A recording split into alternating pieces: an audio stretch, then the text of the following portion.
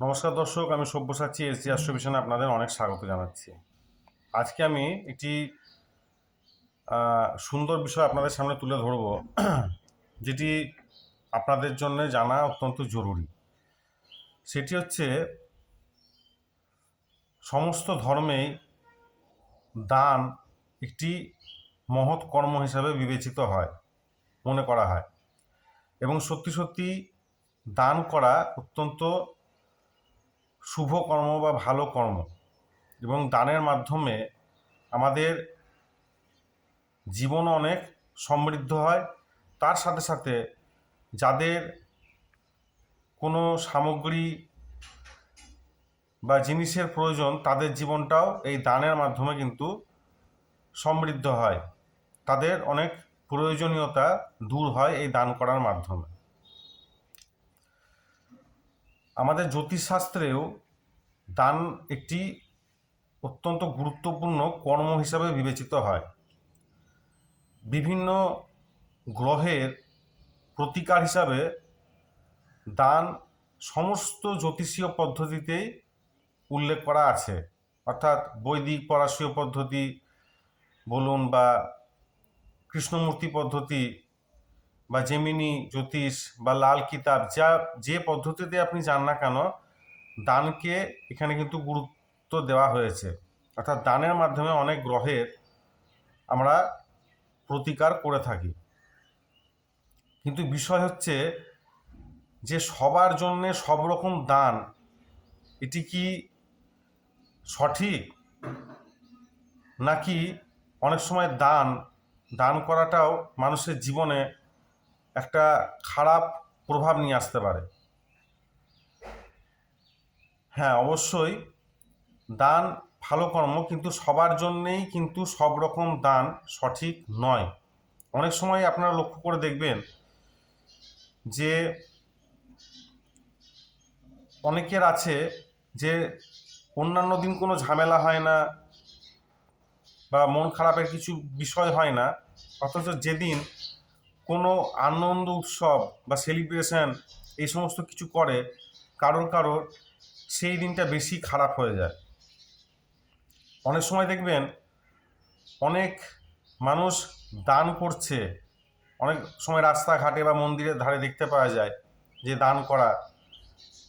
তো দেখা যায় দান করে কোথায় মানুষের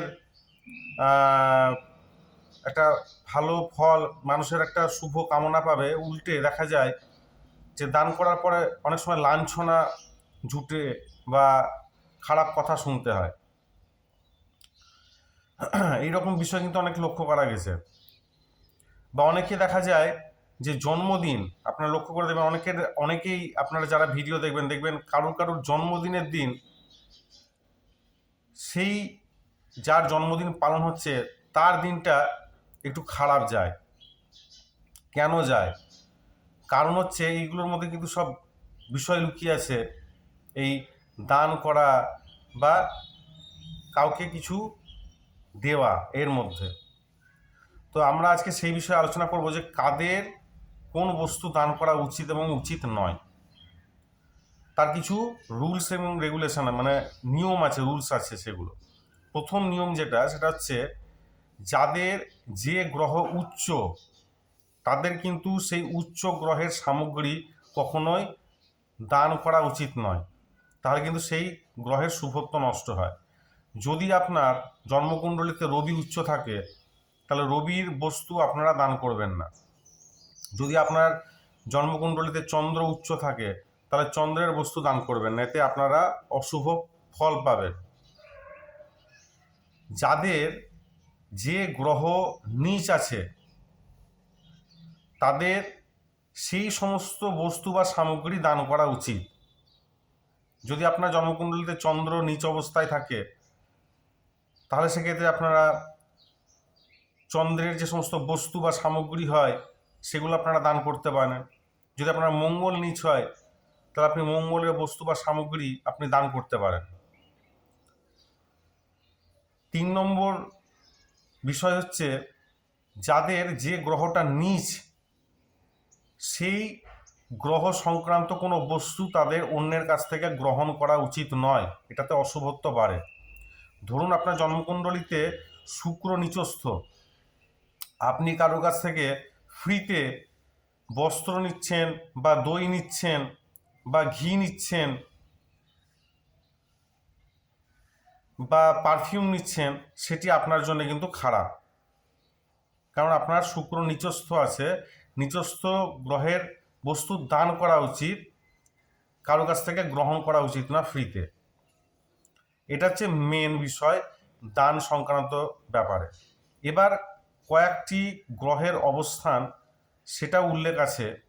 যেমন ধরুন আপনার জন্মকুণ্ডলিতে যদি বৃহস্পতি 10 নম্বর ঘরে অবস্থান করে, তাহলে কিন্তু সেক্ষেত্রে আপনারা সবসময় যদি পুজো পার্বণ মন্ত্র তন্ত্র এই সমস্ত নিয়ে থাকেন, তাহলে কিন্তু আপনাদের কেরিয়ার কিন্তু নষ্ট হবে। কারণ 10 নম্বর ঘর কালপুরুষ কুণ্ডলী অনুযায়ী শনির ঘর। সেই শনির ঘরে বৃহস্পতি বসে থাকা মানে শনি হচ্ছে কার্মিক প্ল্যানেট, শনি কর্ম করাকে বোঝায়। তো সেই ব্যক্তি যদি সবসময় দান ধ্যান পুণ্য বা পুজো কর্মের মধ্যে থাকে, তাহলে তার ক্ষেত্রে কিন্তু প্রফেশনাল লাইফে ডিস্টারবেন্স আসে। যদি কারুর জন্মকুণ্ডলিতে 7th হাউসে বৃহস্পতি অবস্থান করে, তাহলে সেক্ষেত্রে 7th হাউসটা কারো গ্রহ হচ্ছে শুক্রের। শুক্রের ঘরে যখন বৃহস্পতি অবস্থান করে, সেখানে শুক্র ডিস্টার্ব হয়ে যাচ্ছে, যে কারণে যাদের 7th হাউসে বৃহস্পতি থাকবে তারা যদি বস্ত্র দান করে, তাহলে কিন্তু সেক্ষেত্রে তাদের অশুভ প্রভাব দেখা যায়। অর্থাৎ বিভিন্ন শুক্র রিলেটেড প্রবলেম বা বিবাহিত জীবনের সমস্যা এগুলো কিন্তু দেখা যায়।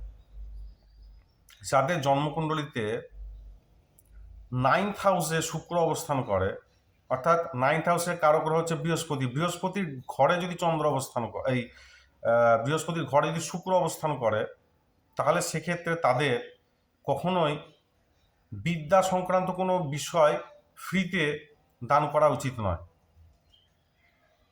অর্থাৎ 1 টাকা হলেও কিছু মূল্য ধরে নিতে হয়। কারণ এতে বৃহস্পতির ঘরে যেহেতু শুক্র বসে আছে, যে কারণে বৃহস্পতি অলরেডি ডিস্টার্বড, তো যে কারণে আপনি যদি তার উপর বৃহস্পতির সামগ্রী আপনি যদি ফ্রিতে দিতে থাকেন বা বিদ্যা সংক্রান্ত জিনিস, সেক্ষেত্রে কিন্তু আপনার এডুকেশন মানে পড়াশোনার যেটা লাইফ বা হায়ার এডুকেশন, এগুলো ক্ষেত্রে কিন্তু আপনি ডিস্টার্ব হয়ে পড়বেন, আপনার সমস্যা চলে আসবে। তো আবার আপনারা দেখবেন যাদের 6 নম্বর ঘরে মঙ্গল থাকে, যে আমি জন্মদিনের কথা বললাম, 6 নম্বর ঘরে মঙ্গল থাকলে দেখা যায় যে সেদিনও যে যারা বার্থডে সেলিব্রেশন করছে তাদের ক্ষেত্রে দেখা যায় বেশি সমস্যা। সে কারণে আপনারা 6 নম্বর ঘরে মঙ্গল থাকলে মিষ্টি যখন দেবেন, মিষ্টির সময় কিছু নোনতা জিনিসও দিয়ে দিবেন, তাহলে দেখবেন আপনাদের সেই সমস্যাগুলো হবে না। তো আবার শনি যদি কারোর 8 নম্বর ঘরে থাকে, শনি হচ্ছে কনস্ট্রাকশনের কারো গ্রহ, শনি যদি কারোর 8 নম্বর ঘরে থাকে এবং তারা যদি কোনো ধর্মশালা নির্মাণের জন্য ফ্রিতে কিছু দান করেন বা বিভিন্ন পারপাসে কোনো ধর্মীয় উদ্দেশ্যে ফ্রিতে যদি কিছু দান করেন, তাহলে কিন্তু তাদের জীবনে সমস্যা চলে আসবে। তো এই বিষয়গুলি মাথায় রেখে দেবেন, তাহলে যাদের যে জিনিসটা দান করা উচিত আপনারা বুঝতে পারবেন এবং সেইভাবে দান করবেন। আশা করি ভিডিওটি ভালো লাগবে। যদি ভালো লেগে থাকে অবশ্যই লাইক শেয়ার এবং সাবস্ক্রাইব করবেন। অনেক অনেক ধন্যবাদ, ভালো থাকবেন।